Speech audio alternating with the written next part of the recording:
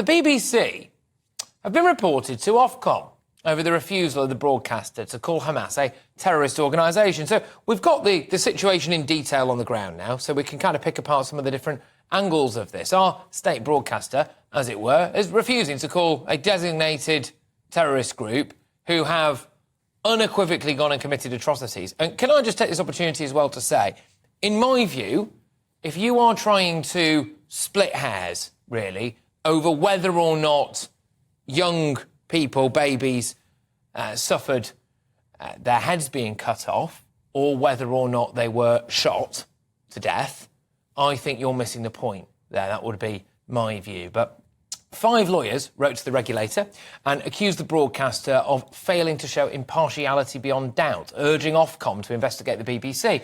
But what's next for the BBC? Have they fallen well below its standards expressed in its editorial values? Why are they so reluctant to call a terror group a terror group?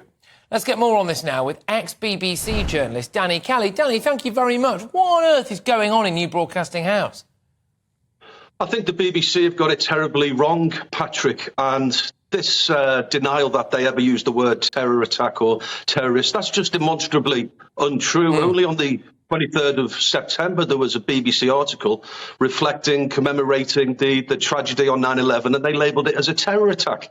So when the World Affairs editor, John Simpson, says the BBC never used the word terror attacks or indeed terrorists, that's just demonstrably untrue. He's used it. Sorry, Tony, but he's used it. People have gone through his tweets. I mean, there's always the receipts, Danny. There is always the receipts, as you well know, and he's used the word terrorist. So he's not been shy in the past. Sure. And as a journalist and as a radio presenter, when we had the 7/7 terror attack, I called it a terror attack and I used the word terrorist, and no one told me not to use the word terror attack or indeed terrorist. And once we establish what Mr. Simpson's saying is not actually true, you then need to sort of delve a little bit more deeply, Patrick, and ask the question, why are they reluctant to use the word terror attack or terrorist? So if they're OK labelling Al-Qaeda terrorists and terror attacks, why aren't they OK labelling Hamas as the terror attacks or indeed terrorists? And then you have to ask yourself, well, maybe it's because they sort of get why Hamas exists. They understand and recognise why Hamas exists. Now, they would find it deplorable themselves on a human level what happened in Israel, but they sort of will get why Hamas exists. And that, unfortunately, is my view. I think they're very liberal, left-leaning, and I would suggest that they're pro-Palestinian. Now, that's a valid opinion to have. Because lots of people hold this opinion. But unfortunately, it's the BBC. And I think they're being found out, really, for what they are on a managerial basis.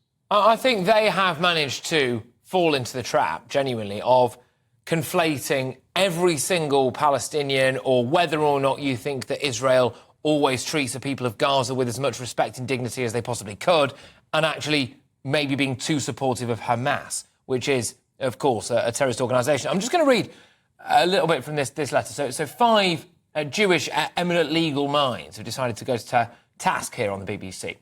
It's quite, I mean, the wording of this is sharp, which I do like. On the 7th of October 2023, Hamas launched a large invasion of the state of Israel, which resulted variously in the slaughter, rape and abduction of over 1,000 Israeli citizens. So it's a strong start, this letter. There is nothing controversial about that. It is a fact. The BBC has fallen well below its standards expressed in its editorial values in its reporting of that invasion and the consequences therefrom. It then goes on to quote aspects of its editorial charter. You think that there is the potential now for the BBC to, be overtly pro-Hamas?